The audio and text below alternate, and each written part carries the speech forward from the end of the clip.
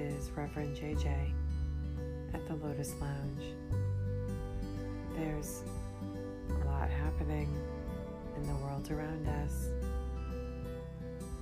I'm not sure if everybody is handling things very well. I thought I would spend some time talking a little bit about coping and how we cope and deal with things in life. So sometimes in my sessions, I will do this intervention, and I call it the 6 things in life we all need for balance.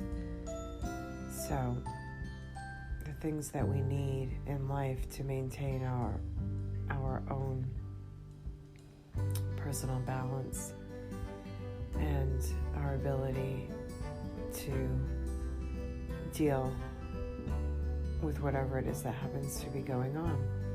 So the 6 things that we all need for balance, they're different outlets. There's no order. I don't have any specific rhyme or reason behind the list. So we all need a physical outlet. So physical outlet, getting your heart pumping, blood flowing. Anything that gets your body moving. So we don't want to engage in things that we find to be annoying and that we just find as a chore and something that we just really don't truly enjoy. So if you like to dance, then spend time dancing. If you like to do yoga, then do yoga. If you like walking, then take a walk. If you want to walk your dog, walk your dog. It's whatever it is that you enjoy doing. It doesn't have to be running on the treadmill if it's something that you don't find enjoyable. Or those new, Peloton things or whatever. So anything that you enjoy doing to get your body moving and your heart pumping. So, for example, for myself, I do dance parties, and I put on the music in my room, and I dance around, and I shake my booty, and I act a fool in my room and have a solo dance party. I'm in here by myself. I'm getting a pretty good workout. Usually I'm sweating. My heart's pumping, and oftentimes I feel like I have to take a shower after. So yeah, and it's fun, and I'm laughing, and I'm having a good time, and I'm in the moment. So I'm also a certified yoga instructor, so I do yoga, and I enjoy swimming. It's something else that I like to do, and I definitely will, go for walks on occasion.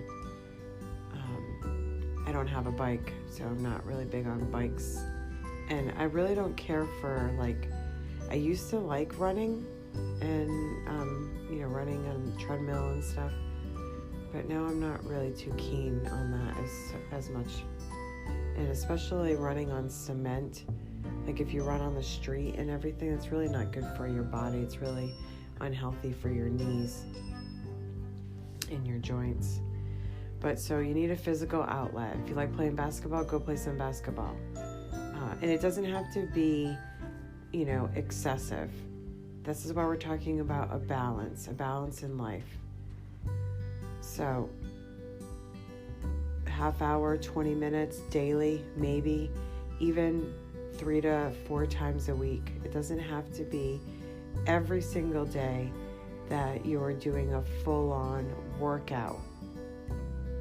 But we do want to do some movement daily.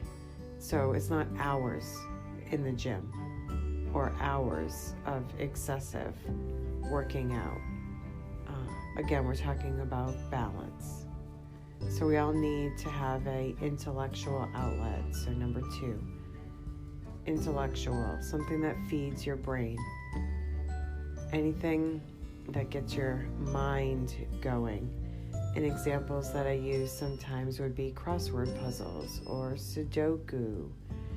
It can be something fun like that. It can be reading. It can be researching online. It could be taking a class, learning something new. Anything that gets your mind going. So then, number 3, we want to have a creative outlet or a creative expression. So, using your hands and creating something or anything that's artistic. So, gardening is creating, poetry, painting, baking, cooking, journaling. Those are things that are creative, right? Anything that is of the arts or anything that is with the hands can be, knitting, arts and crafts, anything that you're creating, making something. Keep in mind that there will be some areas that you may have some deficits in, and those are areas that we would want to focus a little more on, focusing on those things that are in your life that are out of balance or, off kilter. So far we have physical, intellectual, creative, and then we all want to have a spiritual connection or a spiritual outlet. So anything that is feeding your soul or feeds your spirit. It can be reading scripture, prayer, meditation, yoga. I had a woman, and I said this before, she said that the beach was her spirituality. Wherever it is that you feel at peace, it could be nature. So whatever your spiritual connection is, or your connection to God or Creator, I am not here to pass any judgment. I do meditate, I do yoga, I do pray, I chant. I'm going to actually be doing some videos here, I believe, with some different meditations. So all of those things are healthy and helpful to feeding your spirit and feeding your soul, but you find what works for you.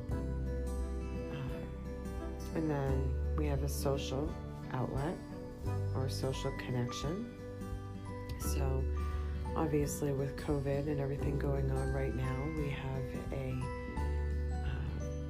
issue with socializing, but it is still something that's needed. So even if at the very least we're socializing online or FaceTiming, I don't agree with the psychological operation of this whole social distancing thing, which I've spoke on before. And social distancing is a play on words, and it's double speak. So you can't be close with somebody and then still keep them at a distance. That doesn't make any sense whatsoever. But obviously socializing, you can still be talking on the phone, socializing. Churches, I do believe, are still open, and some areas, of the world are open. I myself personally do not feel that there's any reason to maintain any level of distance. But I will say that the CIA used distance as a psychological operation and a form of torture. So isolating people and keeping people at a distance is a CIA torture operation. But of course, I know nobody wants to hear about that. But we still need to be socializing and engaging with others. I went out the other night for my birthday, and we still need to be around other people. Touch and being affectionate with others is needed, and it's part of the human condition. They are trying to tear down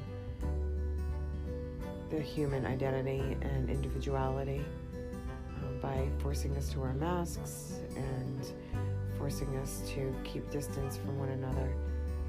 But we can also rebel against this and fight against these illogical rules that have been put into place. So we have physical, intellectual, creative, spiritual, social, and then emotional. So your emotional outlet or your emotional expression.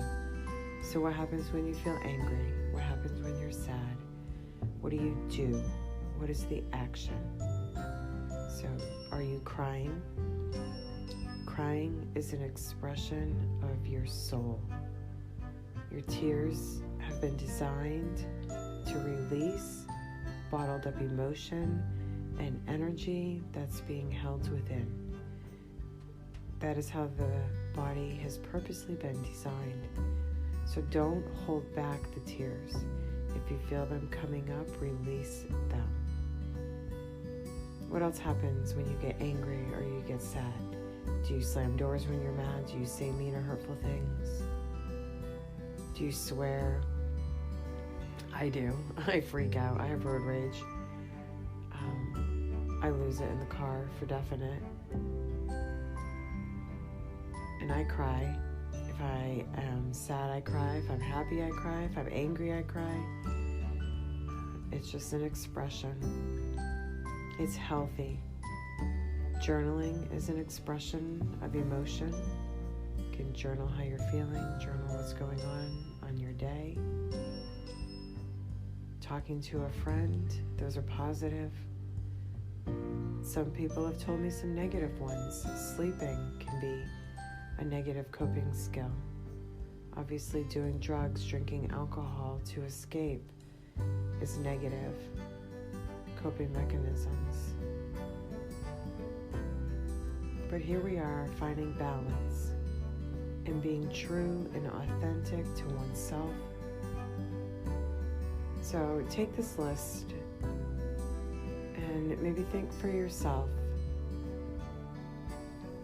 Ideally, we want to have 2 to 3 things in each area. So physical, intellectual, creative, spiritual, emotional, social. You want to be engaging in these activities on a daily basis, and you want to make sure that you are feeding yourself and being true to your essence and your own being. Think about these areas. Some of the areas you may have many more activities or many more things going on than you do in one area than another. So take a look and see, are there some deficits and some things that maybe need some work?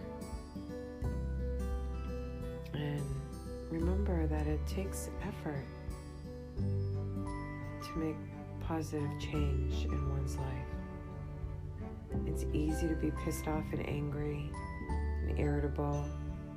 I could complain all day long. I have plenty of things I could complain about.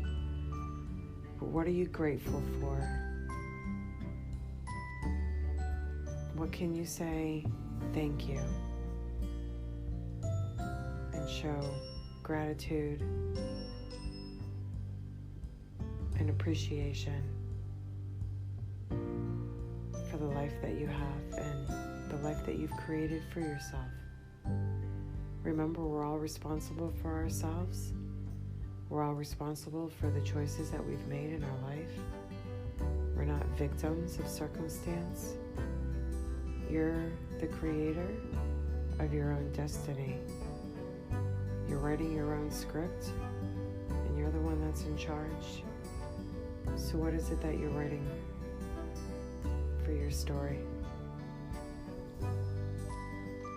I just had a Pisces new moon. I just had my birthday. I turned 45, and I feel like my life is just beginning. It's so strange. So the Pisces new moon on the 13th is all about releasing and letting go of the things that no longer serve us. I am a Pisces, and I'm all about the death and rebirth. And I feel as if my life is being reborn. The old me is dying. And I don't even know who this new woman is that I am becoming. And it's exciting to go down this path, so not really sure where we're heading. But I imagine it's going to be quite a ride. It already has been up until this point, and I spoke about so many traumatic events that have happened in my life, and I don't want to deal with any more tragedy and any more major traumas that I can avoid. I've learned a lot. Lessons have been learned, and I will not be repeating these patterns. No more narcissists in my life, only healthy interactions, no more toxicity. So work on staying balanced, finding happiness and joy in your day-to-day life.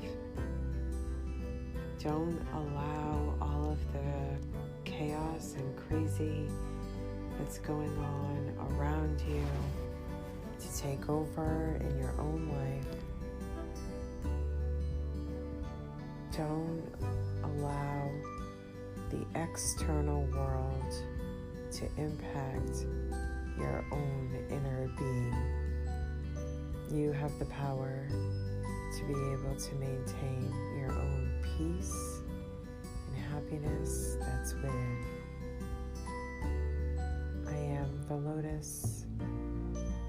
I came from the mud. Reverend JJ, blossoming to this beautiful lotus. You can find me on my website, jjlotustherapy.com, at ZenChick on Twitter, RevJJLotus on Instagram. I hope everybody is doing well, and keep planting those seeds of growth to your own health and well-being.